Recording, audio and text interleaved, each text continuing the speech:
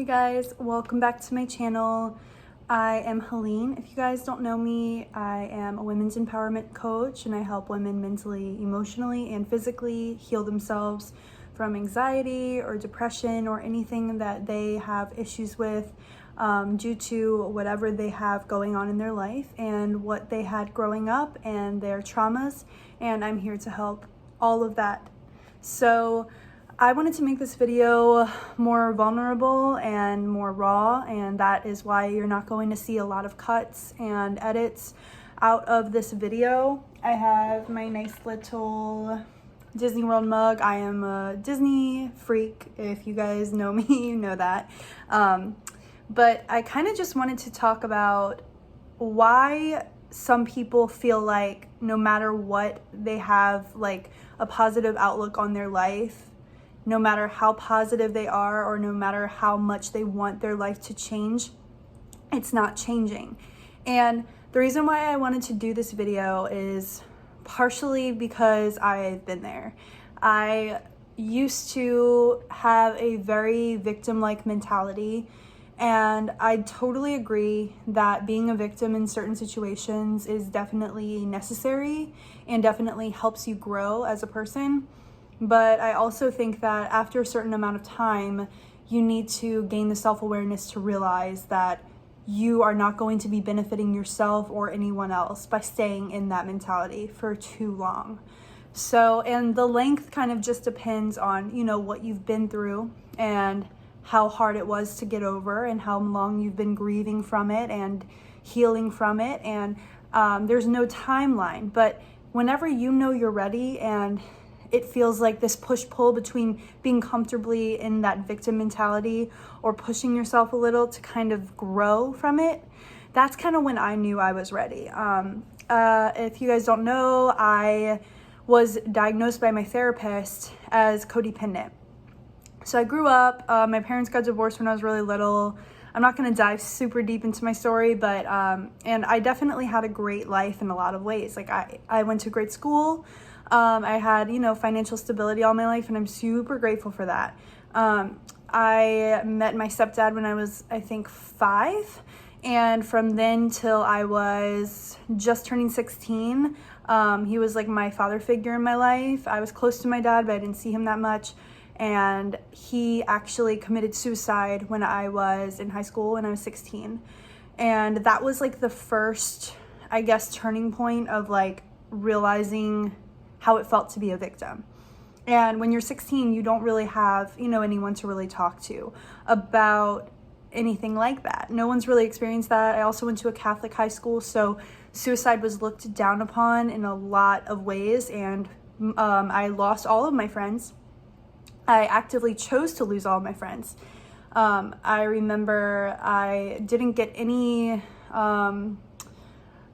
condolences or any grief, like I'm sorry for your loss from any of my friends in high school. So I was that girl. One day I brought my lunch, walked up to my friends, these were like the popular kids, you know, walked up to my friends and I looked at them and I just turned around, sat in the bathroom and ate my lunch. And I remember crying and feeling like Katie Heron from Mean Girls. I felt like totally outcasted. I just felt like I couldn't connect with anyone. Long story short, I met this girl and she introduced me to another group of friends. But I guess my point is that was like the preceding circumstance or experience. And then when I was 18, after like having new friends, I had a stable group of friends.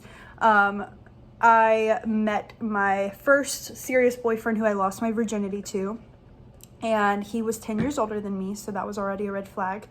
But I do think I had like issues with masculinity and, you know, finding that father figure. So he definitely contributed to making me feel like I was beautiful. He was very good with words of affirmation in the beginning, but then it tended to very rapidly actually become emotionally, physically, and mentally abusive.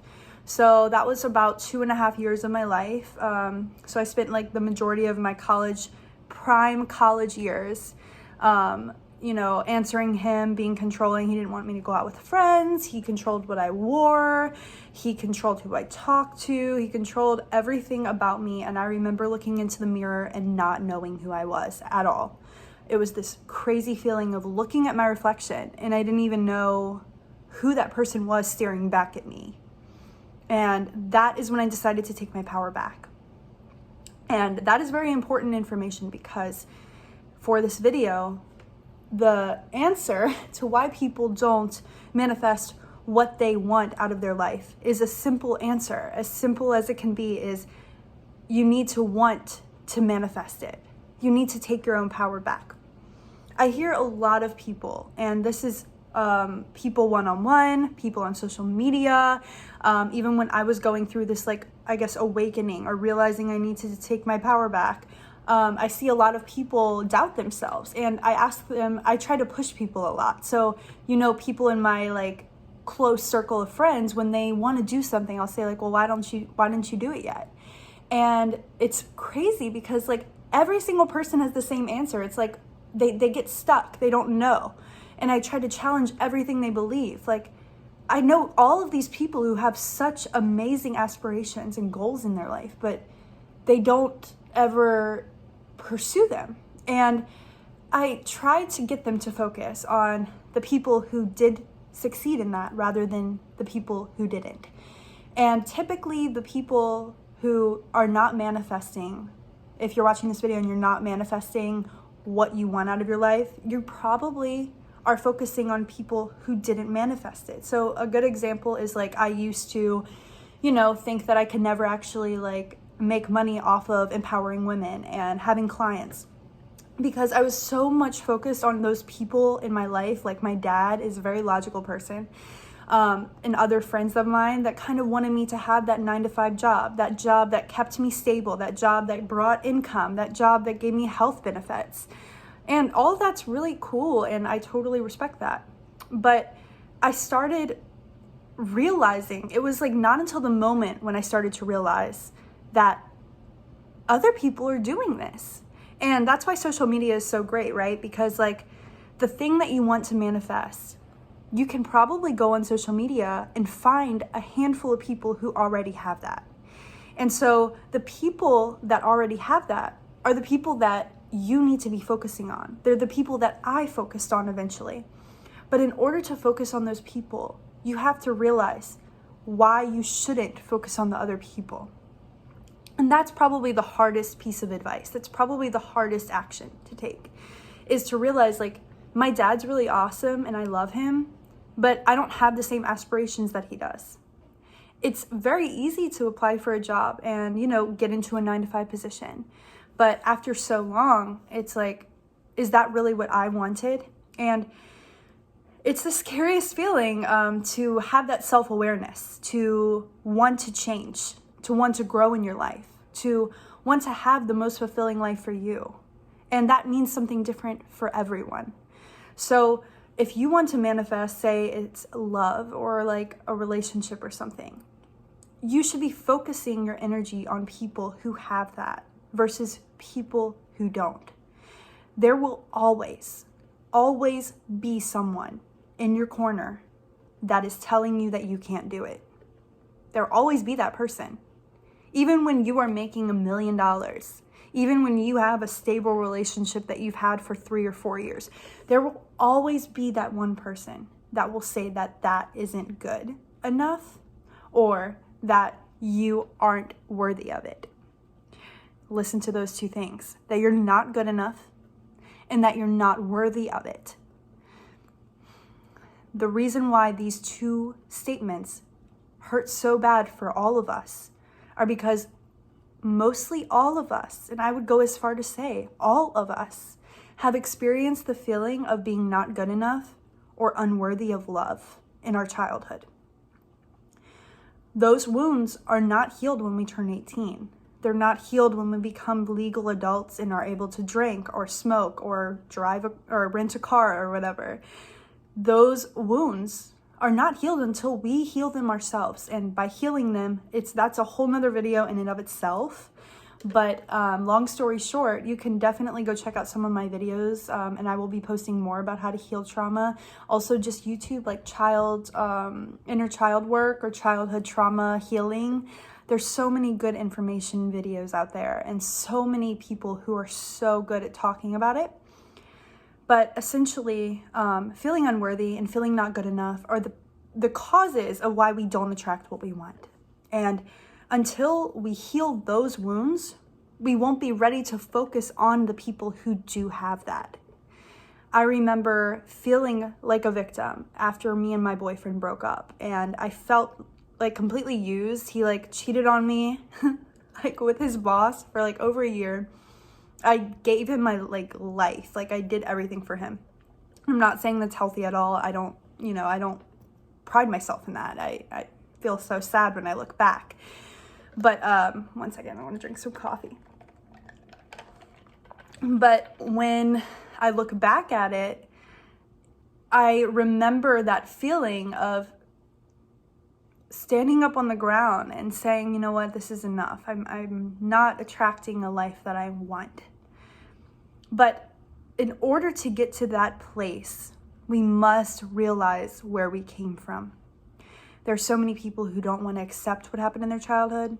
They don't want to accept that, mom and dad are not perfect. And mom and dad love you probably, or, had good intentions to love you.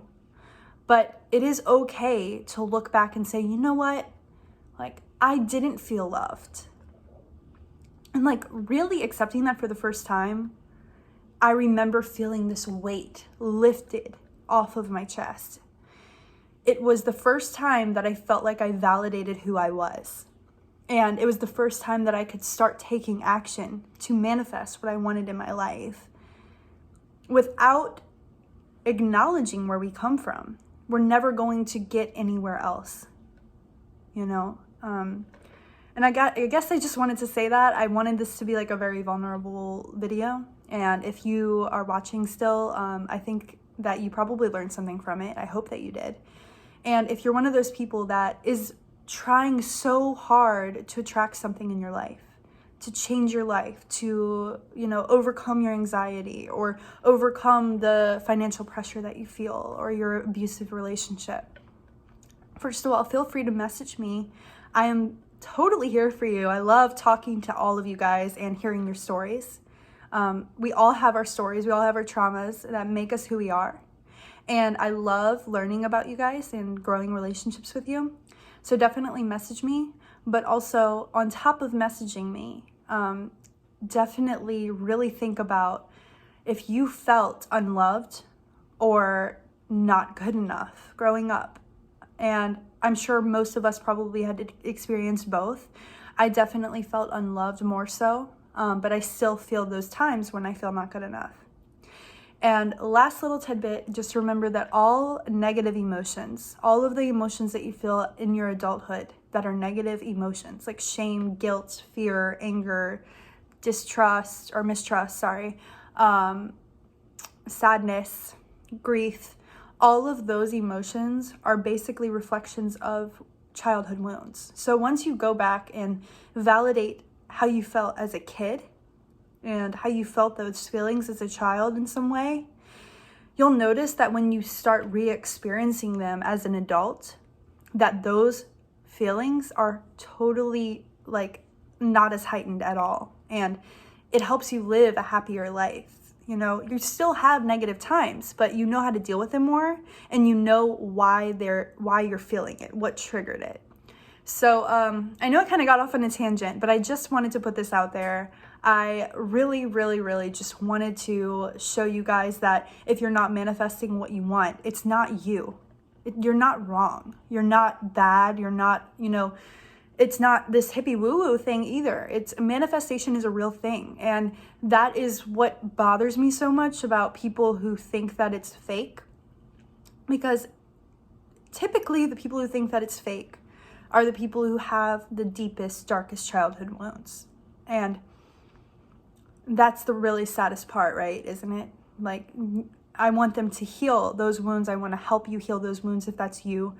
I've been there somewhat, and I've experienced certain things, and we have different life paths, but all in all, I know that we all need to heal one another's life journey, or heal one another's wounds to create a life journey worth living.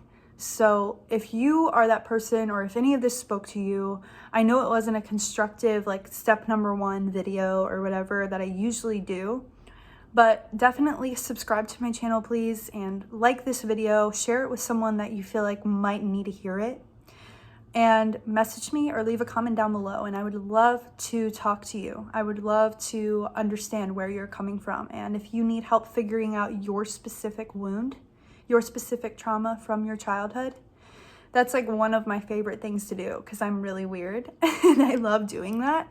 So if that's something that you're interested in, send me a message, DM me on Instagram if you want. If you'd rather that, it's Healing with Helene on Instagram. So I hope that you guys have a beautiful rest of your week. I usually post on Sundays, but I was away this past weekend, so I'm posting today. But definitely stay tuned, and I will be posting more content for you guys. And just remember that you are lovable and you are good enough. Love you.